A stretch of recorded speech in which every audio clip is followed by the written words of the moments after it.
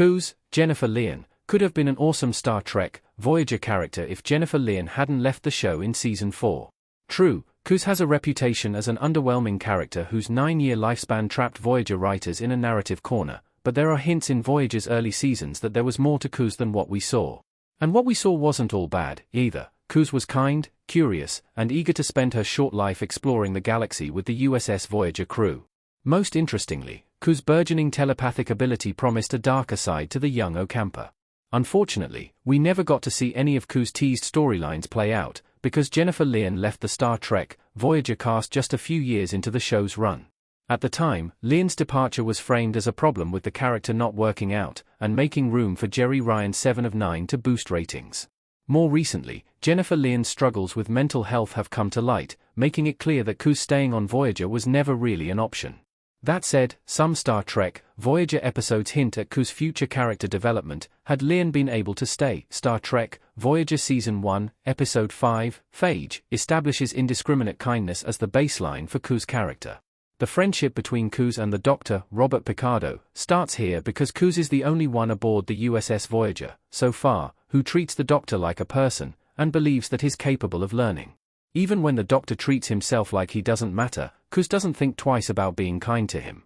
Kuz is also eager to give up her own lungs to Neelix, Ethan Phillips, after the Vidians stole them. Phage suggests Kuz's series-long challenge would be whether she holds on to optimism, or becomes cynical after her outlook is exploited as Navit. Star Trek, Voyager does wind up interrogating the value of holding on to one's ideals in an inherently unkind environment. Instead of that being just Captain Janeway's, Kate Mulgrew, story, Voyager could have also explored that with Kuz, as a non-Starfleet Star Trek character, navigating how the world works, and Kuz might have a different conclusion that isn't all sweetness and light. Balancing kindness and toughness would have made Kuz a stronger character, especially when her powers developed. When the USS Voyager encounters an Ocampa colony, Kuz befriends Tanis, Gary Graham, who has mastered Ocampa psychokinetic abilities and encourages Kuz to dig deeper into her own potential. Kuz actually relishes the feeling of destroying life when she unthinkingly burns the hydroponics bay and accidentally boils Lieutenant Tuvok's, Tim Russ, blood during one of their lessons. Tanis completely takes advantage of Kuz and manipulates her. In the end, Kuz gives in to her darker impulses and psychokinetically harms Tanis. Arguably, Kuz attacked Tanis in self-defense, but she also didn't have to go that far. Cold Fire is the first time that Star Trek, Voyager really acknowledges Kuz's potential for darkness, which Kuz wants nothing to do with by the end of the episode. Tuvok points out that everyone has the capacity not just to be destructive, but also to enjoy causing harm. The important thing is acknowledging those tendencies because ignoring them will only make them stronger. This suggests Kuz could have a classic Star Trek moral dilemma about whether to use her power to help others, even if it means losing herself in the process, but we never see that. Darkling. The Doctor becomes his own evil twin after experimenting with new personalities in his subroutines, and Kuz considers leaving the USS Voyager with her rebound, Zahir, David Lee Smith.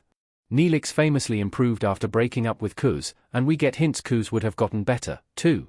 In fact, Kuz shows she could have been the USS Voyager's much-needed counselor when the evil Doctor kidnaps Kuz and rails about his right to exist because evil has been suppressed for so long. Despite being part of Voyager's trilogy of terror, Darkling proves why Kuz needed to stay on Voyager. Kuz embodies Star Trek's vision by believing kindness and cooperation will always triumph over evil. The evil Doctor has no qualms about being selfish or harming other people, metaphorically screaming he must persist by any means necessary. Kuz tells the Doctor that nature itself is inherently good because people naturally survive by building communities to uplift and strengthen each other, like the cells of the body cooperating to keep an organism alive. Even knowing everyone has baser instincts, Kuz demonstrates goodness through small acts of kindness. This is the Kuz we would have gotten if she'd stayed. Star Trek, Voyager Season 3, Episode 21, Before and After, cleverly starts at the end of Kuz's life, and takes her backward through time, as Kuz works to unravel her mystery illness. It's a unique premise that could only work with Kuz, because of her short lifespan and telepathic abilities. Throughout the inexplicable backward time jumps, Kuz is determined to figure out what's happening to her, while we get to see Kuz being married to Tom Paris and having a daughter, losing friends in Voyager's Year of Hell, becoming a grandmother, and reaching the end of her life. With each jump backward, Kuz eventually gives up on trying to explain the situation patiently, because she's running out of time.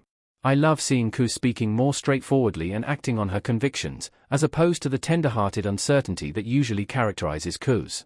While the entire episode does eventually get erased because of its very nature, this story shows us Q's potential future, so, before and after, is a pretty good indication of how Q's life might have gone if Lien had stayed on Star Trek, Voyager.